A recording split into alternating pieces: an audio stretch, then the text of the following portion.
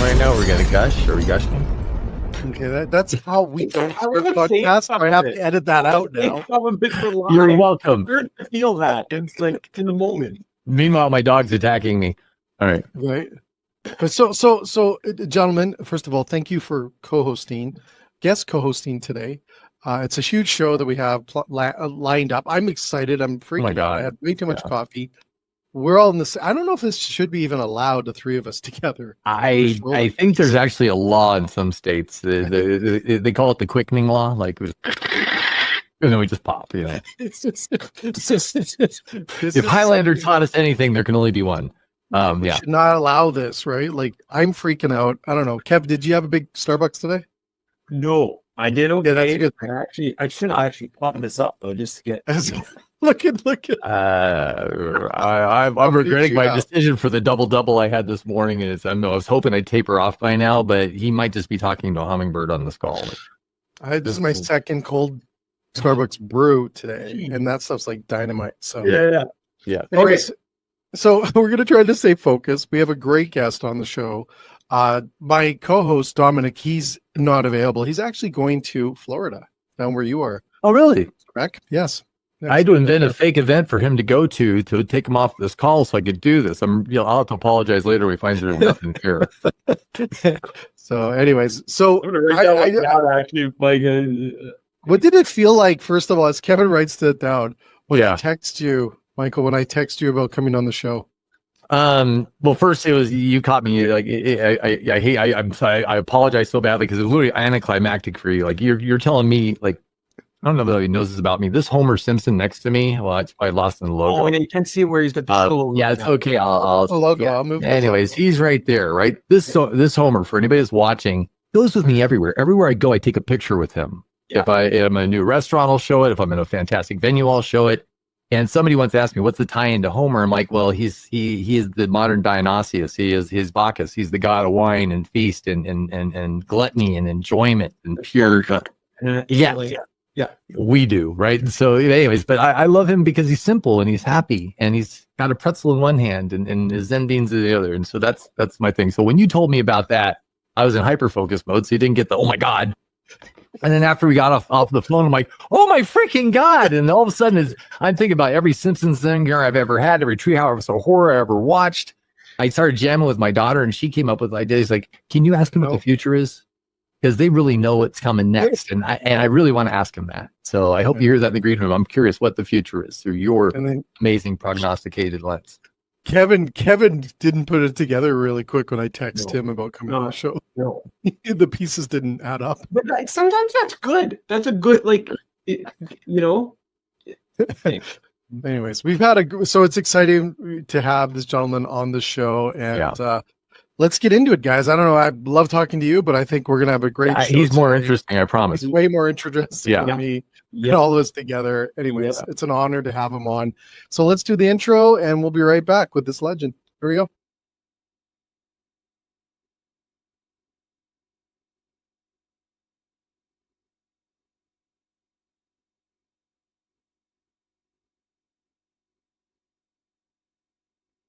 What's that?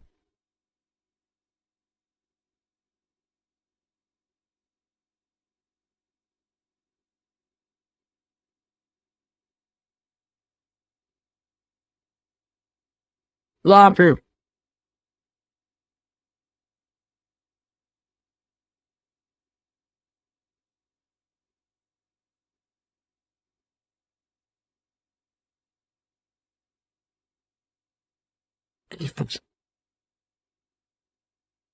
I'm a team. Eric.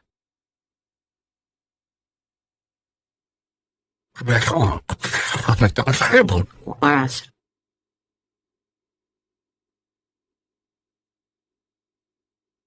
Hey, Bill, welcome. Hey, it's great to be here. I'm very excited. That's quite an intro you guys have. I never signed it before, but it's really exciting. I'm sweaty. Like I wasn't expecting that. Yeah, that was like a music video. Yeah, it was rocking out. Like, beautiful. It's not too much of the MTV growing up, maybe. It's good. It's very exciting. Nick came to his restaurant scene looking incredibly exciting. I'll tell you that. Well, we try. So Bill, out on Jay is basically what he's saying. How you So gonna keep Bill- them down on the farm after they've seen Saskatoon? You know. so, anyways, Bill, it's going to be. I have to apologize first of all because I put three of us that really have ADHD galore, and we're just honored to have you on the show tonight. Yeah. And just want to thank you. We want to talk a little bit about your past. It's incredible. I got goosebumps galore reading about all the things that you've impacted in our lives growing up. But also this new shift of your life now around food and being a foodie and all this amazing stuff that you're doing out there promoting the industry and food. And like, I'm watching your videos and I'm getting jealous of all the different things you're getting to do. And then I also want to talk a little bit about what you have coming up in the new year. So I'm excited. Thank you again. Me too. I'm excited. I have a lot of stuff to tell you about. Okay, perfect. So let's get it. So guys, I'm not going to corral these two crazy guys down here. But gentlemen, I'm going to let you lead in with some questions for Bill. Oh dear Lord, I don't. Okay, I don't want fanboy geek out too hard. So, just right there, were your fingers in the pie of the Who Killed Mr. Burns episode? Oh yeah, I wrote that. He did not die. He did not die. Yeah. He did not die. Yeah. I wrote that with my partner Josh. When I say we throughout this thing, that means me and Josh Weinstein was my writing partner on those days. Yeah. We wrote Who Shot Mr. Burns Part 1 and 2. I mean, that was right up with JR. JR was the inspiration for that, right? Of course, yes. And I should say it wasn't our idea. It was Matt Grady who said, let's do some sort of stunt like Who Shot JR. And we were like, that's a great idea. So we made up the story, worked with with the rest of the team, and we sort of and James L. Brooks, and we crafted the story that we felt would be kind of a cliffhanger. And it worked, people were pretty excited about it back in the day, thanks to the relentless promotion that Fox did. Yeah, the creative process, like it is Castellana and the cast members in there with you doing cold reads as you're doing this, or like how are you kind of piecing that together? Like it's got to be such a fun room to be in. Like I can't even imagine. Yeah, the actors, we don't see the act. I mean, when I say we, this is back in the day when I worked there. Yeah, we didn't see the actors except at the recording sessions or the reads. It wasn't like they had any participation in the writers' room. The writers' room was operated every day with the same 10, 12 guys. It was almost all guys. And then once a week for 45 minutes, we would have a table read with the actors. A lot of times they didn't show up and they were on the phone, which made it much less fun. And then usually the following Monday, we would record the script like a radio show with most of them standing around at music stands, reading their lines into microphones, and then they would leave. So it wasn't like, I think in my entire time there, which was about 7 years, one actor came to the writer's room one time for a few minutes. Who was it? It was Nancy. Okay. Nancy Yeah. That is awesome. But you followed Matt on his other adventures, right? So you did Futurama, and you were also Futurama, or Disenchantment. Back that was his Netflix, his medieval fantasy thing on Netflix. Both Josh and I worked on those as well. Do you just really quick to the Futurama thing? And again, I'm putting my words here. You got printed last night. Beautiful. Why? Can you imagine if Futurama came out today with the access to content digitally and all that, right? Like, I feel like Futurama was ahead of its time when it came out. Yeah. That's my perspective. And like, do you ever think about stuff like that? I only worked with Futurama for about a year, so it's not. I don't really consider it to be my show. I consulted on it for a year, and I don't think so. To be honest, I don't think about Futurama other than that I like it. I think it's a very well written show. I don't think about it in a philosophical sense. Okay. Well, so do you you're in restaurant endeavors. Do you still work in the space of animation and production work, or are you more wholly focused on the food side of your life now? Not really. For the past 4 years, I've been doing stuff in the audio space. The TV, the TV space is not very much fun to work in anymore, as I'm sure you've heard. And obviously we had a huge Writers Guild strike last year, which was sort of a band-aid on the fact that the system is broken. Like the TV system is exactly what happened to records in like 1994 and newspapers in like 2000. It's exactly the same thing where everybody can make TV shows all the time. So it doesn't matter who cares about your TV show. There's 25,000 other things on. So consequently, the money is bad, the jobs are crummy, and the net, but that doesn't make it any more fun to work. Like the networks are still being the same bastards they were back then. They're still giving you a lot of notes and all this crap. And it's like, who cares? There's no money in this. Nobody's going to see it. Nobody's even heard of your stupid network. And so like, I don't like that so much. So I have fortunately carved out this niche for myself at Audible. If you're familiar with Audible, which mainly is known for doing like audio, like the author reads the book, right? Every year they do a couple of originals. And about 3 years ago, I sold them an original project, which was called Space 1969, which is a 10-episode series about an alternate history in which Kennedy did not die, but instead decided to colonize space. And it takes place, the first series takes place in 1969 on his third inauguration day. Natasha Lyonne is the star. She plays a nurse on a American space station who's drawn into a huge conspiracy. So it's very much my sense of humor. If you like Futurama, people have compared it to Futurama, but Pastorama, they call it, because it takes place in the past. A lot of satire, very much the style that I write in, satire of the 1960s. And anyway, it became a surprise bestseller. So they ordered a sequel, Space 1972, which I just finished writing, 683 pages, 10 episodes, and we're going to start recording it next month. So that's my writing job these days, and I love it because I get to control every little bit of everything in it, and I don't have to deal with. They're very friendly there. It's not a big, complicated operation like a cable streaming service or whatever, and so that's my writing job. In 69, does it still play with the original astronauts that would have been going up there, like Neil Armstrong and Michael Collins and those guys? Except they landed in 1966, and there's already been like 75 other moon landings. That's great. There's a space colony. You guys will like this, I guarantee. I like it. How are you? I'm looking it up right now. Yes. Yeah, it's fun, and I think it's the funniest thing I ever wrote, and I think Space 1972 is even better, so I'm really excited to work on that. Anyway, that's my writing job. If you like that sense of humor that you perhaps grew up with on The Simpsons, that's the kind of style I write in. That's what this is. That's my writing job. Then the rest of my job, the other 50% is food stuff. So that's my general world these days. So Bill, I got to ask you, like, where did this all start? I want to just go back a little bit before the Simpsons and everything else. How did you get into all this? Like, was this the path you took, or because we all find our paths take a different direction usually? My superhero origin story in this vein is that I grew up in Maryland, in rural, like out of the country, in the early 70s, when McDonald's was advertising to kids all the time, with McDonald Land and all that stuff, right? But the nearest McDonald's was like 90 miles away in Baltimore. So I get to go once a year for my birthday, maybe, right? And so I became obsessed with this whole thing. I was like, I want to go to McDonald's all the time. And even when I moved to DC, this wasn't the date when I moved to Washington, it's still like the nearest one was 20, 30 minutes away. And so like I became obsessed with, I want to have fast food. I want to know what they're going to make. I want to know what the new things are. And I want to be the first to try it and tell people about it. So I've since expanded way beyond just fast food, but that's kind of how this whole thing started. And I've always been the kind of person who was like, I'm going to be the first one to get the Arch Deluxe. I'm going to tell everybody about it in 1996 or whenever that was. And so, and so what really started this whole thing was in 6 years ago, when McDonald's in America decided that they were not going to have frozen quarter pounders anymore, but they were going to have fresh beef ones. I went to be the first one to try it.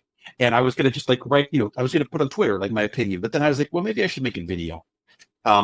I didn't know how to make a video, but it took me all day to string 3 shots together of me sampling this thing. But I did. I posted it, and then both McDonald's and the head chef of McDonald's were like, "Hey, congratulations on your new career as a food blogger." And I was like, "Okay, I think I should do that. That's a great idea." So then it's just the rest is history, and it's grown through the past 6 years, and I have graduated from just doing Instagram stuff to having this whole kind of universe of live appearances, ticketed dinners. I'm on TV. I'm on the show that Food That Built America on the History Channel all the time, and other TV shows. Like I'm on our local channel, talking about exotic snacks and doing like I actually do chef kind of stuff now on there. So I do all. So anyway, I have a whole food universe that I'm working on. And I'll get more into that as the show progresses. And you have a specific affinity for snack foods and diners, it looks like, or is it, or just that's where I have to intersect to what you've been looking Yes, at? it's not high-end food. It's somebody once called it my specialty, elevated lowbrow food. I which love think- making a greasy spoon. I think that's an accurate. I think we all description. do. Or the people's food. Yeah. I don't. It's not that I don't like fancy food. By the way, if a fancy restaurant is like, would you come try our 11-course tasting menu? I'm there, and I will love all their weird, exotic modern cuisine. I will love it. But generally, I would be like, I want to have the best sub. When I go on a trip, I want the best sub in this town. I want the best pizza in this town. I want the best burger in this town, Yeah. and I also want all the weird stuff that I can't get anywhere else. Yep. And that's part of what I'm doing. Is like when I go to Pittsburgh, I'm like, I want the food that you can't get anywhere but Pittsburgh. So that's the kind of thing that I'm specializing in these days is regional American cuisine. So to clarify for those people that are like really aficionados or Perniolnik, all that, Tim Hortons pizza was not the best pizza in that town. I had this thing joke. I knew it was a joke. I just want to clarify. For those who don't know what Tim is talking about, I went to Yellowknife. I haven't been to Canada about 20 years, but I'm going to go into this in very scare. I visited Yellowknife in June, and I got to try a number of Canadian fast food items, including the Tim Hortons pizza, which people had been. I was like, "What should I try when I go to Canada?" People were saying Tim Hortons pizza, and I knew that they wanted me to hate it, and I did pretty much hate it. And so everybody got their wish. It wasn't the best, but I did get to try NW, which is it's legendary. We don't have that. We have NW in America, but it's not the same. Different. Yeah. So I got to try the teen burger. I got to try the cheese curds and the root beer, stuff like that, and I loved it. So that's anyway, that's stretching the surface of my tricky element. I just, when you said the pizza thing, I was like watching your review, and I was just like, it was so like no selling. Yeah, he called it like that would have been out. That was his first time that would have came out, right? I think it only been out for a few weeks. And that would have been the first time. Thing about it was, I mean, it's not like if you're in a huge hurry and there's no other choices, why not get a Tim Hortons pizza? But like, it doesn't really qualify. It's what we have in America. I think Subway did this in America with flatbreads. It's really more what you would call a flatbread, and it's got like a lavash kind of thing. It's stuff they put it in the oven that they heat the subs up in. So I mean, whatever. If you're in a hurry, you don't have a lot of money, why not? But if there's way better options, I'm sure. Hey, I had a light bulb moment, and I wonder if it's true. Are you the linkage between The Simpsons and the McRib? Ooh. No, I'm not. All that stuff came out after I left The Simpsons. Okay. I see with the Arby's thing, that every single time I posted about Arby's, everybody is like, I'm so hungry I can eat Arby's. That line. And that's the most famous thing that anyone ever said about Arby's. That was after my time. And I don't think that I would have said that about Arby's because I like Arby's. But anyway, it's inextricably linked with everything I post about Arby's. I love that. Awesome. So, Bill, let's get into, everyone asks this when you're a food guy, and we all know this question, but let's talk into your let's start it backwards. What's one of the worst meals you've ever had? We don't need to name the places, but what's one of the worst experiences or meals you've had? Minus the Tim Hortons pizza. Well, I had the worst pizza of my life about 20 years ago in Montauk, New York, as a hurricane was preparing to approach. And it was a place that sold pizza, and it was all teenagers there. And for some reason, I don't think they'd ever made a pizza with, I was like, let's have a pizza with olives and mushrooms, right? And I don't think they'd ever made a pizza with either of those ingredients before. So somebody just opened a can and poured cold water mushrooms. Yeah, full canned mushrooms onto the pizza, not sliced or anything. And I couldn't believe it was atrocious. I wish I had a photo back before. This is before cell phones. I'd ever had that, but that was certainly the worst meal. The worst. It always springs to mind as the worst meal I ever had. And that's like when you open up that's chamber canned mushrooms. Oh my god! I guess nobody had ever ordered mushrooms on this particular shift before, so they didn't know what to do. So funny. I ask that question all the time to a lot of people, is like, what's your worst meal or experience? Because we tend never to forget them. And I find it so unique. Like, you can have a whole bunch of great meals and you kind of blend them in together, and unless they're really an amazing experience. But I find when we have these bad ones, I almost want sometimes to have a bad experience because it is entertaining and it's a lot of fun. There's a lot of components to having a bad food experience, by the way. It can come from the atmosphere, the server, the fact that some dick is smoking a cigar nearby. That's also, it wouldn't be the restaurant's fault. I guess it would for them allowing the guy to smoke nearby. But if they have outdoor patios, you're going to be affected by that cigar smoke and it will ruin your meal. Another meal I had that was terrible was Burger King tacos. Burger King introduced tacos the Burger King always does this in America, where it's like, it's clear that some warehouse somewhere is like, we got 1 million unsold chicken. We'll sell it to you for cheap. And Burger King is like, new Burger King chicken wings, right? And they hype it up on social media. So they did this with tacos, which Burger King is in no way prepared. Qualified, yeah. Yeah. So now with rudimentary bean paste. And they were, unwrap the tacos, they were all broken. Even the shells were just all shattered, and it made me laugh so hard. It really made for a good video, and I wish I had saved it because it was one of those ones that disappears. But it was that was a laughably bad meal. Just to kind of pivot just a little bit here, you've given us a little bit of your backstory. Is there any culinary lineage or family members that are chefs or cook or like anything also that's a little bit of inspiration, or did this totally just come? No, I'm a total ignoramus in terms of the food business. I don't know anything. I actually do cook sometimes. I cook I can cook recipes that I get from whatever, from online or New York Times or whatever. And I do kind of take pride in that. But in general, nobody in my family worked in a restaurant. I don't know anything about food preparation or the restaurant world. And I like to keep it that way because I think it's kind of like a fan, it's just like putting a fan on the sidelines of an NFL game going, oh my God, did you see that tackle? I don't know the specifics of what went on, and that's probably better because I'm giving you the fans' perspective. Well, and your Instagram handle, what was it again? I just Oakley. Oakley. Thank you. The reason I'm saying that is for people when you're watching this, there's so much influencer promoter stuff today. That is not Bill.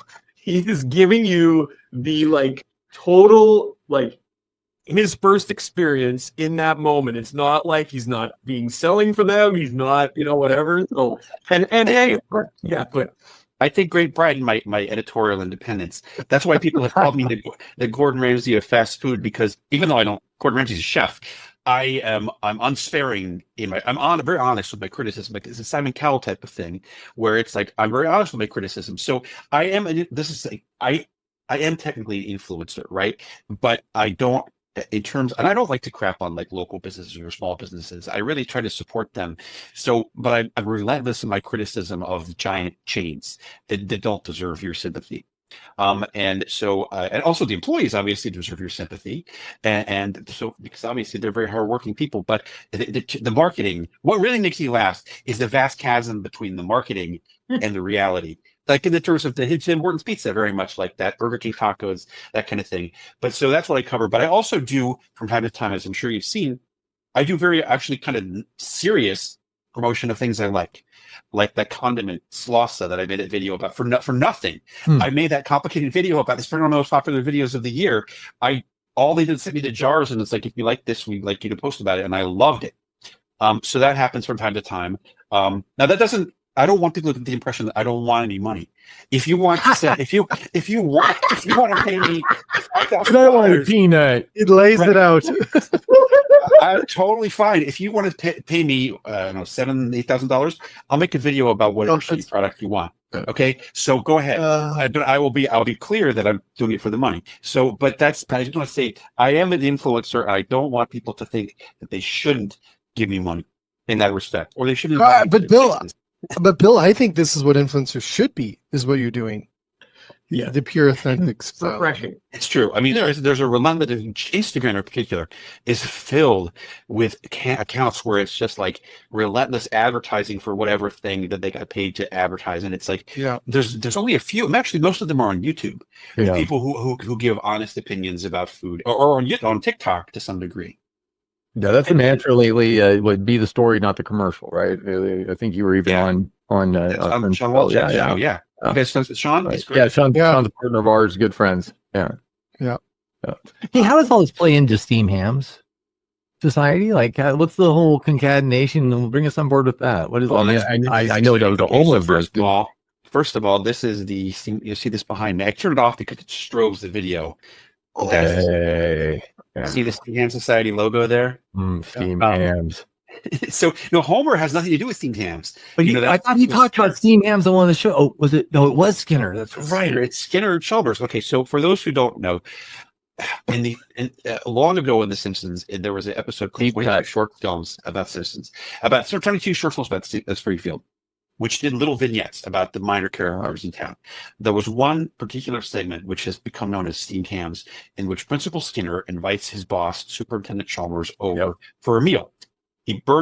Skinner burns the roast, and Skinner buys fast food burgers and tries to pawn them off as its own cooking, pretending that it's something called steamed hams, right? Which is not hamburgers. And even though they're not steamed. And so steamed hams has become a thing. And this is actually part of my longer food talk that I deliver when I go places. It vanished off the face of the earth for about 17 years until people in Australia, I never heard anything about it. I wrote this thing. I wrote it and I thought it was hilarious because I thought it was the dynamic between those two characters is very funny. It vanished off the face of the earth until 2014, when people in Australia started calling their grocery store, the Woolworths grocery store chain, asking for steamed hams. Oh, and Woolworths, as it became a huge thing in Australia, and so Woolworths grocery store chain had them put up signs in their stores that says, "We do not carry steamed hams, but we would love for you to try our ground beef." And then it became this thing. It started migrated to the U.S., and then steamed hams became 4 years became the biggest thing. It was the internet meme of the year for 2018. And I don't need to go into details. Just Google it. There's thousands and thousands and thousands of remixes of it on YouTube where people do all these very creative things. They reanimate it, all sorts of stuff. And so I wrote this thing. So I was like, I got to get on board this train. Yeah. and monetize my creation. Now, this has several different facets, which I'm happy to discuss with you guys. Because I was like, I want to link it to my food interests because it is a food. Steamed hams is a euphemism for food. Yeah. So number one, I started a club called the Steamed Hams Society. That's our logo. That's the neon sign. If you care to join, go to steamedhamssociety.com.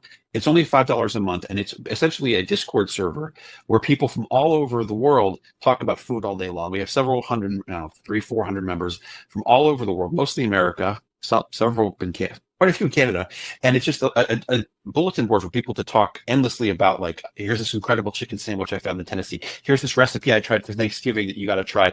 Things like that. It's an endless exchange of ideas and information about food, which I find to be the best source for food information online. Period.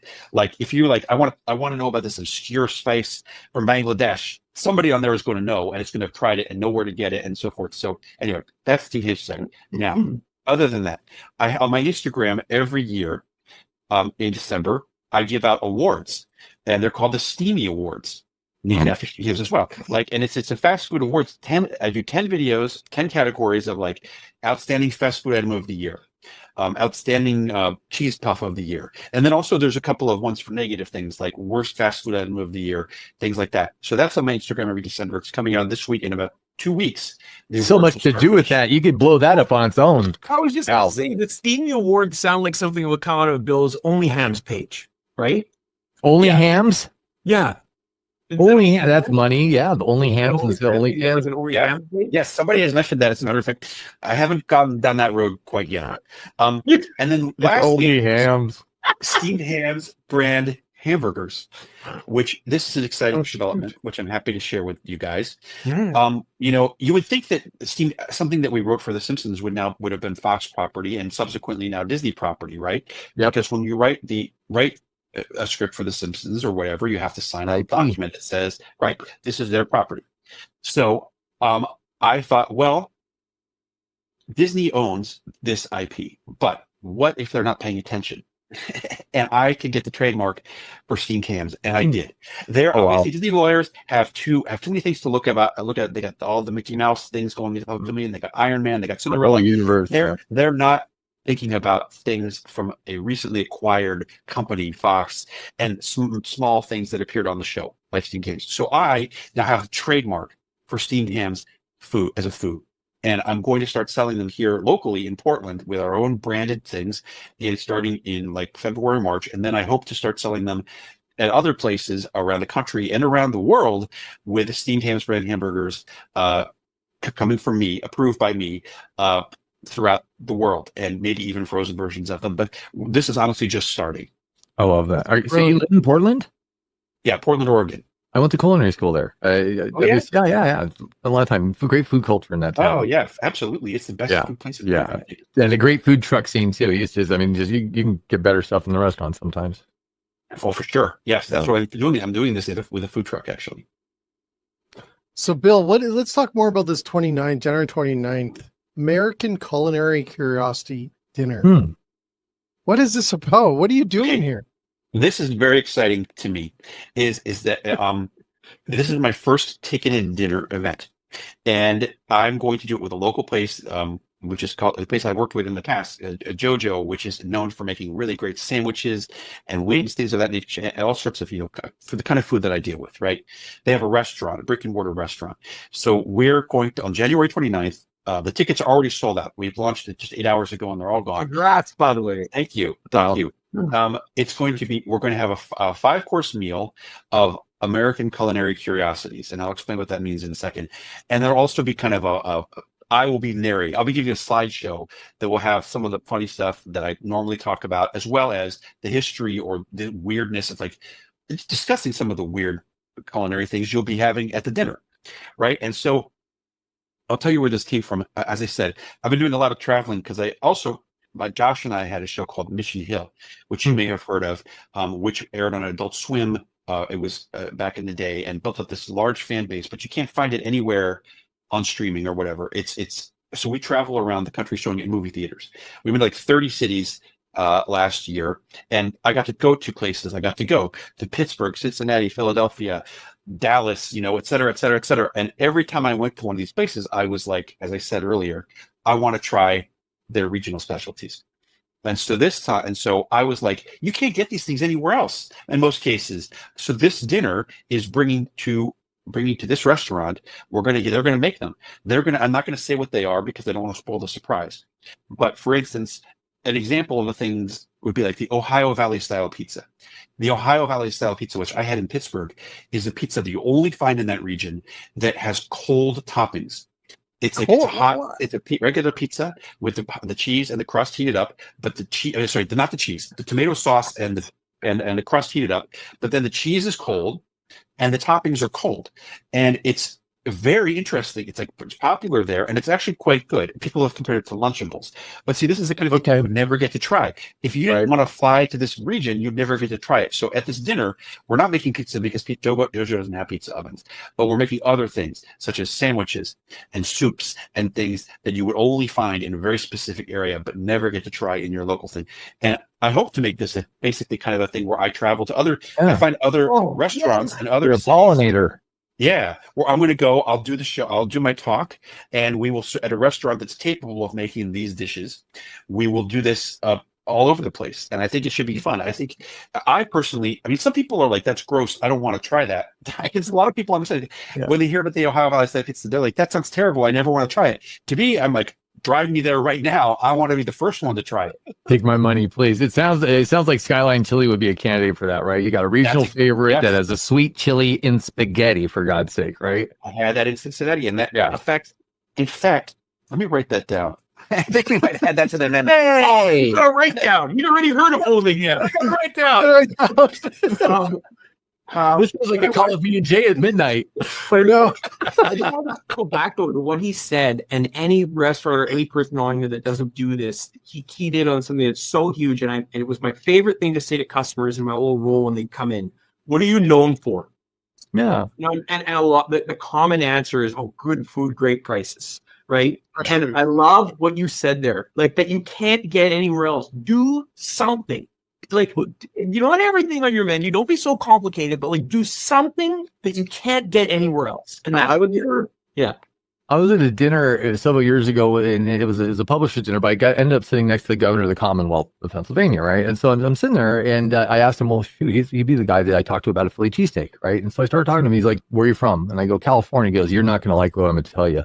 I go, what do you mean? He's like, well, you're going to want lean, nice, prime cuts of meat and da-da-da. He goes, what you need here is greasy, you need it stringy, and you need cheese whiz on it. And here's where you got to go. And that's just one of those things. Like even at the highest level, they know that's how you're supposed to have that regional delight, Yeah. Absolutely. Correct, right. And Just when you said that, it's so key. Like it's what makes you known and memorable, right? And that's what happens when I go to these places, especially if I go to a place and I'm not already familiar with what item I'm going to get. I say, what's the thing that people order here the most? What's your most popular item? And then I get it. And in general, it pays off. And these things, it's, the thing is, so much of culture is so homogenized today that, you go, so many restaurants that you could go from San Diego to Boston. They have the same menu with the same thing with the Nashville sliders and this and that. And it's like, I would like to have things that I can't have anywhere else. And I think that's the dinner is bringing this for one night, bringing this to your city, to Portland, and hopefully to your city in the future. Like, for one night, you get to try these unusual things that you would have to, otherwise you wouldn't get. Really quick and I know you probably maybe you don't want to spend a lot of time on this, but because you were talking about your what's happened in the industry and all that, but you are a little bit of an AI expert, right? Red Cabbage, I think. Ooh, it is. Is that did you do a video? Oh, that was just one video that I made. I made a video. He's now an This expert. was last year before. No, I'm not an expert, but It was a joke, but it was good that he tried it. Like, I used one of those programs to make a Bill Oakley food review for, I think it was for Red Cabbage, using an avatar that looked a little bit like me, and it was just it was dumb. That's one of my least popular videos. But thank you for bringing it up. Well, I just love that you're to me, it just speaks to how consistent you are with you're trying things. You're dabbling. You're not going to spend a lot of time over there, but you're like, somebody was like, you should do this. You should try this. You're like, okay, fine. I'll make the video. I'll do the thing. Right. But it was, I did like to try it. And I try out things from time to time, with ChatGPT and things like that. And I haven't found them to be very good, but it's always worth a try. I mean, why don't you give it a shot? Well, it's also a writer talking about a tool that writes, right? That's a lot of it. Right? That's what I was saying. I don't want to spend a lot of time on this, right? I don't funny. It can write very well. I mean, I don't know that it's ever going to get to the point that it can write funny, because that's a real specific thing. Like you can, in fact, I've had it write things. I said, write a Simpsons script, write a script in the style of Bill Oakley and Josh Weinstein, and it can make it. It looks like a script, but it's not very funny. It's like the jokes, it can't do humor, and hopefully it will never be able to do humor. But it can make it kind of sound like that, but it's stupid. And so you can use it. The good thing for everyone, I would say, for ChatGPT who's writing, is it can help you get started. Getting started writing is hard and boring, and it's it can give you a really bad idea, a series of bad ideas, or a rough draft that you can expand upon, and that's helpful, because I don't like getting started, and I can always just ask it for something. It's also good for tasks that you would assign to someone else. Like, I need something that will fit in this acronym, whatever, and it will come up with something like that. That's useful. So I use it from time to time for that. Do you ever get Billy Crystal, the night was moist? Throw mama from the chain moment, like the night was moist and he's just stuck, he can't get started. Do you ever, as a writer, do you have that level of block ever? Not really. I feel like I have that. The hardest part is coming up with the idea in general. Once you've found like that would, I don't think I would get stuck on the night was moist. I would get stuck on what's an idea for a book that would be called bestseller. So that would, I could walk around all year trying to come up with an idea, but I wouldn't get stuck on the individual word. I was like, I gotta say, the one thing that I did the other day that I found AI was a little funny, because it's kind of funny on how bad it is get it to roast you. Ooh. There's that. You want to say about you? Yeah, is actually get it to roast you and then laugh at how bad the roast is. Did it tell Canadian jokes? How was it roasting? It goes through your feed, anything that you've got public on social or whatever, right? That's how it gauges who you would be or what you would do. So then it tries to roast you. Let's try it that way. There is this one, by the way. This is a real waste of time, but Google has this thing, app that will make a podcast out of whatever. Have you guys heard of this thing? It's amazing. It will make a podcast and it has two people talking, two artificially generated voices talking like people who do podcasts, and it's very believable. So, for instance, like for us, I had ChatGPT make up a story about a rivalry between two of my friends from college, completely from scratch. Then I pasted it into that thing and had it make a podcast about it. And it's like it had a really believable podcast about this fake rivalry that they never had. So I don't know, you can waste a lot of time with that kind of stuff, but it's fine. I recently heard that story about, and I don't know if this is connected, about the rivalry between the fake Cat Williams Twitter account and the fake Dave Chappelle Twitter account. I was never seen this joke or whatever, but literally there was like this rivalry, these two people, and neither of them actually had a Twitter account. And there was this, like, they had beef with each other or whatever. Like, they're both pretty chill when it comes to that. So just when you said that, I was like, that is such a great concept of like this fake beef. What would it be like, right? Oh yeah, it only takes about 3 minutes to have it generate all this stuff. It's wild. Hey? It's wild. I'm with you, Bill. I don't know if it's going to be as creative as people are, or the innovation of creativity blended in together. I don't think it's going to do that. Maybe one day it will. I don't know. But it is fun. I love the fact that us creative people are trying to figure out how to be creative with it and do other things with it other than the typical things that people are trying to do. They're way more smarter than I can ever think of. Yeah. I mean, I had it, like, for instance, for my food talk, I had like 11 different topics I wanted to cover. And I asked it, put these in an order that makes sense. Yeah. And I had to revise it quite a bit, but it was helpful. It feels like if we look at it, because people who weren't able to right now have the tools to put out reasonable content, and so we have a flood of quantity versus quality, and it's interesting. And I've heard different rumors about Google's filtering on searches AI content. We're not going to get as much play space. Yeah, but as a writer, though, how do you look at that? Because everybody's trying to enter the space, but clearly the thing you do is a craft versus somebody just slogging something out there, right? Like your fake AI podcasters. I think that and there has been, and there will continue to be, an avalanche of content of every type. Mm-hmm. And it's not only because the AI is going to make it go exponentially higher. We already have way too many TV shows, way too many songs, way too many things to even get close to, even remotely close to thinking, and it's going to go exponentially higher as they're generated by AI, which is why I think that people are going to rely on things that they trust. People are going to rely on things on particular brands, particular names, people that they trust to either guide them or to just be their source, which is what people do. I have very many young people are getting all their information about what to buy, what to do from TikTok, people they like on TikTok. So it seems like it's already happening. I also think there's going to be a renaissance in actual physical events, things, which is one of the reasons I started this study with this dinner, because that's a thing you can't do online, and other people can't do it. Like, that's an experience that you're going to buy a ticket for, and you will have an experience that you're not going to be able to simulate elsewhere at all. Yeah. I also, one thing I heard you say, or I've heard you say through this with the AI piece, is getting you started. And so when you say the word renaissance, maybe this is the wrong context, but the plus sign to everything getting out there is if there's people who do have good ideas and good concepts, and it helps them get those out there. I mean, you do parodies as much as you do original content, right? So like, if there's more good ideas that can stem to more good ideas, and that part of it helps them get out there, lift it, right? Yeah, I think so too. And I think it's also going to have a lot of beneficial uses for things that are not just creating content, but, scientific endeavors and solving global warming and things like that, that are going to be far more practical than entertainment content. So I'd be in trouble if I didn't ask at this point in the conversation. My daughter brought it up this morning when I said, they're talking to you, and you might have heard me talk about in the green room, and you're already going there. So let's take it one more step further. The show that you're part of has a reputation for calling out things that are about to happen, have been uncannily accurate in that, from a certain guy coming down an escalator to certain historical events happening. And you just talked about some things that are coming up. What else in your long-ranging Super Simpsons vision that you have in your pocket could you share with us? We're real curious in the future. I can't. He's got a DeLorean somewhere. You got a DeLorean.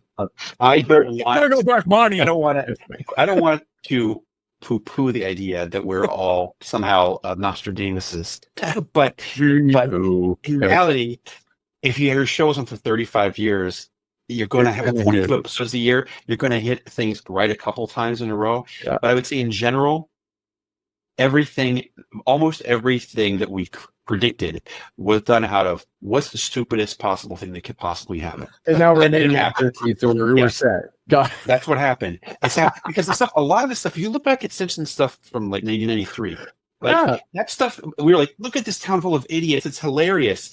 Many of those things have actually happened or could easily happen. It's not actually, many of those episodes don't play as satire now. It's like, well, this whole town rioted because they got a statue of Jimmy Carter.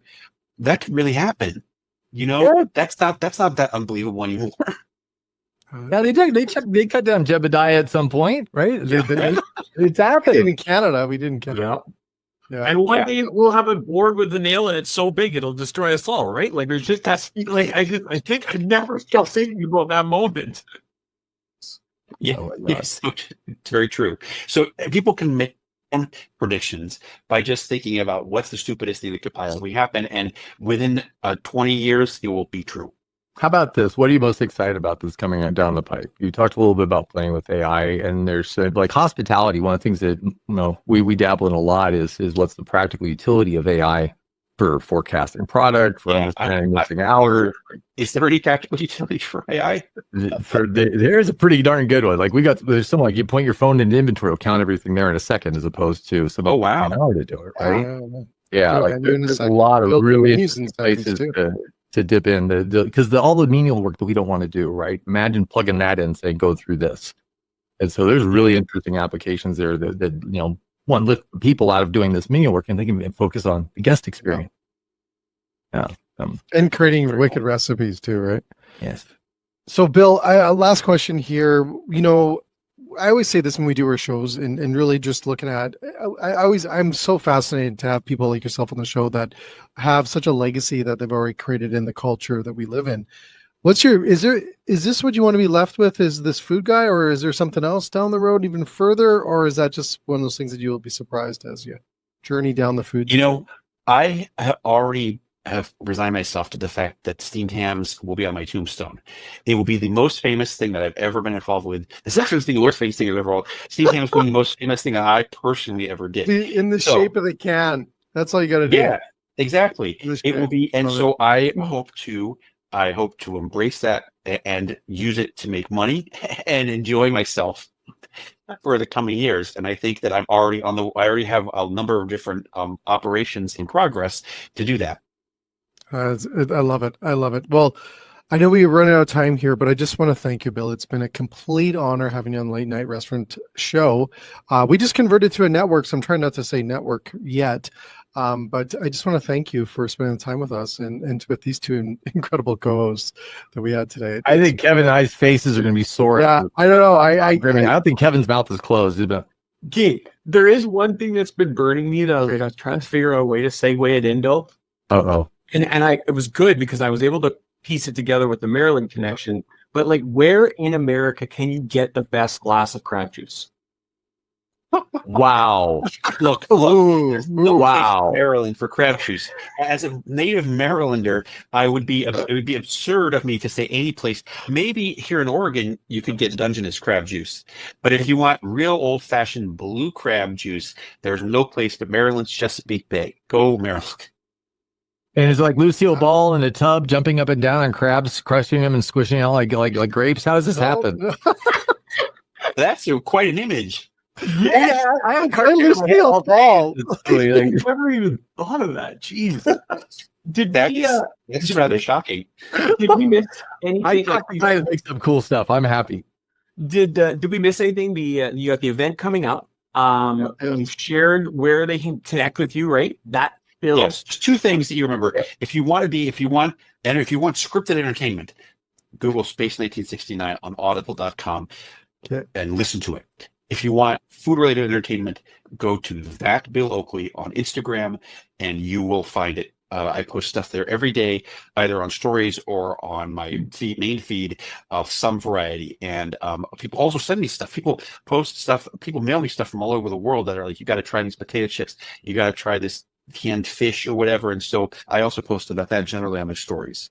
Nice. And you said earlier, and we want to make this clear to everybody watching and listening, Bill wants to come to your town, to your city, and share your unique food and experiences with the world. So, Correct. So I wanted to, I'd be happy to come to your, in fact, if your restaurant feels like it's capable of doing this type of menu that we're doing here in Portland, just send me a message because maybe we can work it out. well, and I want you haven't seen anything till you're in Winnipeg in February. I can't wait. I can't wait for this to work out, you know. Yes, I was in Yellowknife in June, so it's probably not very similar, but that was my first foray.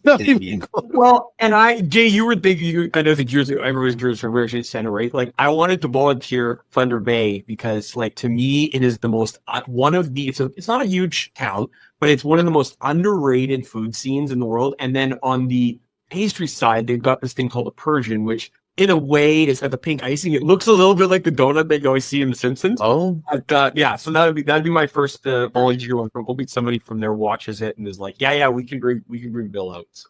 Beautiful. That's hope well, so. thanks again, Bill. It's a pleasure. All right. Thanks, guys. It's been a total pleasure. Great conversation. absolutely. Thanks, Phil, so much. Bye.